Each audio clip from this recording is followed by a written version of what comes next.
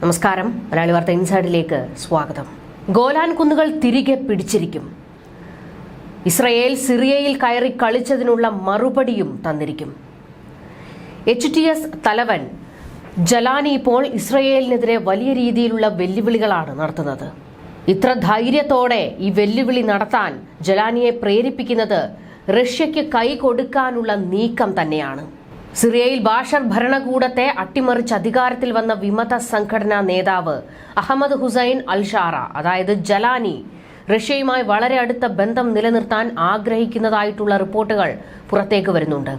ഇതിന്റെ ഭാഗമായിട്ടാണ് ഇസ്രയേലിനോടുള്ള ഈ വെല്ലുവിളി. അതായത് പഴയ പ്രതാപത്തോടെ തന്നെ റഷ്യയെ സിറിയയിൽ കുടിയിരുത്തുമെന്നാണ് പ്രഖ്യാപനം. ഇതോടുകൂടി മറ്റൊരു പ്രതിസന്ധി ഇസ്രയേലിന് നേരെ ഉയരുന്നത്, റഷ്യ സിറിയയിൽ വീണ്ടും ചുവടുറപ്പിക്കുമ്പോൾ ഇറാനും അതൊരു പിടിവള്ളിയായി മാറുകയാണ്. ഹമാസിനെയും ഹിസ്ബുള്ളയെയും ഹൂതികളെയും തകർത്തെറിഞ്ഞ് പശ്ചിമേഷ്യയിൽ ഇസ്രയേൽ തങ്ങളുടെ അതിർത്തി സുരക്ഷിതമാക്കിയപ്പോൾ തൊട്ടപ്പുറത്ത് സിറിയ ഒരു വെല്ലുവിളിയായി മാറുകയാണ്. ഇനി HTSനോട് ഇസ്രയേലിന്റെ നീക്കം എന്തായിരിക്കും എന്നുള്ളത് കാത്തിരുന്ന് കാണണം. അൽ ജലാനി തന്നെയാണ് റഷ്യയുമായുള്ള സഹകരണം വർദ്ധിപ്പിക്കാൻ തങ്ങൾ തയ്യാറാണ് എന്ന് വ്യക്തമാക്കിയിരിക്കുന്നത്. ബ്രോഡ്കാസ്റ്റർ അൽ അറബിയുമായുള്ള അഭിമുഖത്തിൽ റഷ്യയിലെ സൈനിക സ്ഥാപനങ്ങൾ രാജ്യത്ത് നിന്ന് പിൻവലിക്കാൻ തന്റെ സർക്കാർ ആവശ്യപ്പെടില്ല എന്ന് ജലാനി വെളിപ്പെടുത്തിയിരിക്കുന്നത്. ലോകത്തിലെ ഏറ്റവും ശക്തമായ രാജ്യവുമായി നല്ല ബന്ധം നിലനിർത്തുന്നതിൽ സിറിയയ്ക്ക് തന്ത്രപരമായ താൽപര്യങ്ങളുണ്ടെന്നും ജലാനി പറഞ്ഞു. റഷ്യ ഒരിക്കലും സിറിയയിൽ നിന്ന് പോകാൻ ആഗ്രഹിക്കുന്നില്ല എന്നും ജലാനി വെളിപ്പെടുത്തി. റഷ്യയുമായി കൈകോർക്കുന്നതിന് പിന്നിൽ സിറിയയിൽ അമേരിക്കയും ഇസ്രയേലും നടത്തുന്ന ആക്രമണത്തെ ചെറുക്കുക എന്ന ലക്ഷ്യമാണ് ജലാനിക്കുള്ളത്. ഇസ്രയേലിനെ സംബന്ധിച്ചിടത്തോളം സിറിയയിൽ റഷ്യ നിലയുറപ്പിക്കുന്നത് വലിയ അപകടം തന്നെയാണ്. ഈ പറഞ്ഞതുപോലെ തന്നെ ഇറാൻ അവിടെ വീണ്ടും ശക്തമാകുമോ എന്നുള്ള ഒരു ഭയമുണ്ട്. ഇത് മാത്രമല്ല, സിറിയയിലെ നിരവധി വിമത ഗ്രൂപ്പുകളെ കയ്യിലെടുക്കാൻ റഷ്യയ്ക്ക് കഴിഞ്ഞാൽ അത് വീണ്ടും സിറിയയിൽ ഒരു ഭീകര ഭരണകൂടം നിലനിൽക്കുന്നതിന് തുല്യമാണ്. അത്തരത്തിൽ വലിയൊരു ഭീഷണിയായി വീണ്ടും സിറിയ മാറുമോ എന്നുള്ള ആശങ്ക അമേരിക്കയ്ക്കും ഇസ്രയേലിനുമുണ്ട്. ജലാനിയുടെ പ്രഖ്യാപനം ഇപ്പോൾ വലിയ കരഘോഷത്തോടെയാണ് ഇറാൻ ഏറ്റെടുത്തിരിക്കുന്നത്.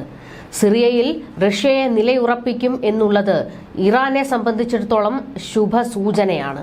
ലബനനുമായി ആയുധ കച്ചവടം നടത്തുന്നതിന് സിറിയയിൽ റഷ്യ ഉള്ളത് ഇറാന് പിടിവള്ളിയാണ്. ഇത് മാത്രമല്ല, ഇപ്പോൾ ഇസ്രയേലിന് നേരെ ജലാനി വെല്ലുവിളി നടത്തിയിരിക്കുന്നത് ഗോലാൻ കുന്നുകൾ തിരികെ പിടിക്കുമെന്നാണ്.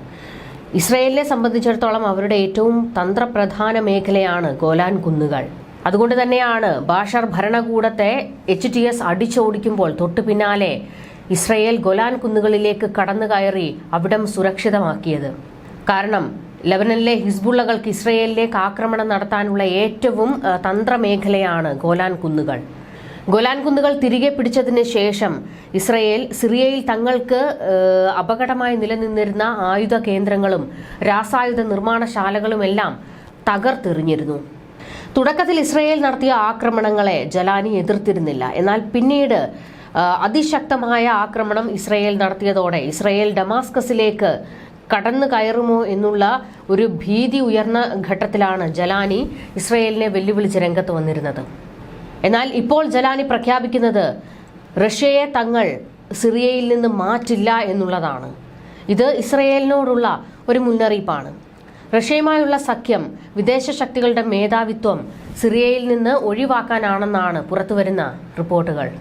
രാജ്യത്തിന്റെ മെഡിറ്ററേനിയൻ തീരത്ത് സ്ഥിതി ചെയ്യുന്ന എയർബേസും ടാർട്ടസിൽ ഒരു ലോജിസ്റ്റിക് സപ്പോർട്ട് സെന്ററും റഷ്യയുടെ അധീനതയിലുണ്ട്.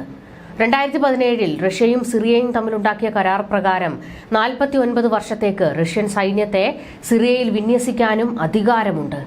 ഈ മാസം ആദ്യത്തിൽ തന്നെ റഷ്യയെ പ്രകോപിപ്പിക്കുന്നത് ഒഴിവാക്കാൻ സിറിയൻ നേതൃത്വം താൽപര്യപ്പെടുന്നു എന്ന് ജലാനി മാധ്യമപ്രവർത്തകരോട് വെളിപ്പെടുത്തിയിരുന്നു. അതേസമയം റഷ്യൻ വിദേശകാര്യമന്ത്രി സെർജി ലാവ്റോവ് സിറിയയിൽ റഷ്യൻ സൈനികരുടെ സാന്നിധ്യം വ്യവസ്ഥ ചെയ്യുന്ന കരാറുകൾക്കനുസരിച്ചുള്ളതാണെന്നും അഭിപ്രായപ്പെട്ടിരുന്നു. താൽക്കാലിക സുരക്ഷാ ഗ്യാരണ്ടികൾ സിറിയയിൽ ഉറപ്പാക്കിയിട്ടുണ്ട്. അതിനാൽ സൈനിക താവളങ്ങൾ പതിവ് പോലെ പ്രവർത്തിക്കുന്നു എന്നും നേരത്തെ റഷ്യ വെളിപ്പെടുത്തിയിരുന്നു. ജലാനിയുടെ ഉള്ളിൽ ഒരു ഭീതിയാണുള്ളത്.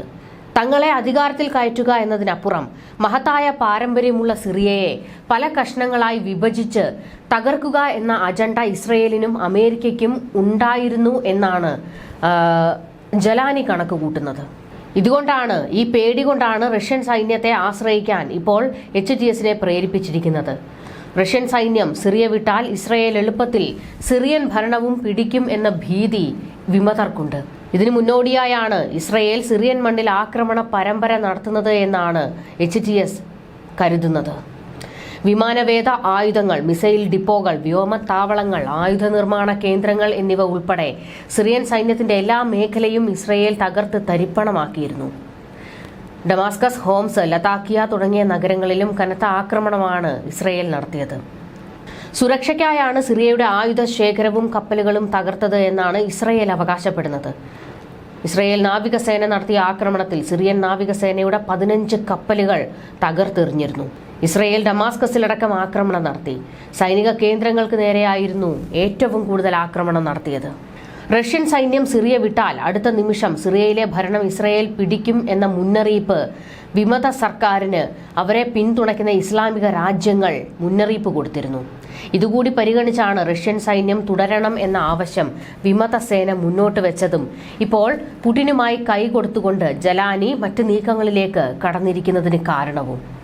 ഇസ്രയേൽ എന്ന പൊതുശത്രുവിന്റെ ഭീഷണി ചെറുക്കാൻ റഷ്യയുമായും ഇറാനുമായും സഹകരിച്ച് പ്രവർത്തിക്കണം എന്ന ആവശ്യമാണ് ഇസ്ലാമിക അറബ് രാജ്യങ്ങൾ മുന്നോട്ട് വയ്ക്കുന്നത്. റഷ്യയുടെ കവചമുണ്ടെങ്കിൽ തീർച്ചയായും സിറിയയ്ക്ക് എളുപ്പത്തിൽ ഇസ്രയേലിന്റെ ഭീഷണി അതിജീവിക്കാൻ കഴിയും എന്നും ഇസ്ലാമിക രാജ്യങ്ങൾ മുന്നറിയിപ്പ് കൊടുത്തത്. ഇപ്പോൾ നിഷ്പക്ഷ നിലപാട് സ്വീകരിച്ച് സിറിയയിലെ റഷ്യൻ താവളങ്ങളിൽ തുടരുന്ന സൈനികർക്ക് റഷ്യയിൽ നിന്നും സിറിയയ്ക്ക് സംരക്ഷണം നൽകാൻ ഉത്തരവ് ലഭിച്ചാൽ പിന്നെ സിറിയയിലെ പിടിച്ചെടുത്ത ഭൂമിയും തിരികെ നൽകി ഇസ്രയേൽ സൈന്യത്തിന് പിന്തിരിഞ്ഞോടേണ്ടി വരും എന്നാണ് ഇറാൻ HTSനോട് വ്യക്തമാക്കിയിരിക്കുന്നത്. ഇക്കാര്യം ചൂണ്ടിക്കാട്ടി സമ്മർദ്ദം ശക്തമായതോടെ സിറിയയിലെ പുതിയ ഭരണകൂടവും നിലപാട് മാറ്റി തുടങ്ങിയത്.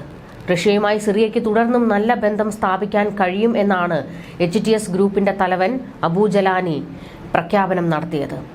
ഇതെല്ലാം തന്നെ സൂക്ഷ്മമായി നിരീക്ഷിക്കുകയാണ് ഇസ്രയേൽ വലിയ ഒരു ആക്രമണത്തിന് തന്നെ തയ്യാറെടുക്കുകയാണ് എന്നുള്ളതാണ് വിവരങ്ങൾ. ഇപ്പോൾ തന്നെ ഹൂതികളുമായി ഒരു യുദ്ധത്തിലാണ് ഇസ്രയേൽ ഉള്ളത്.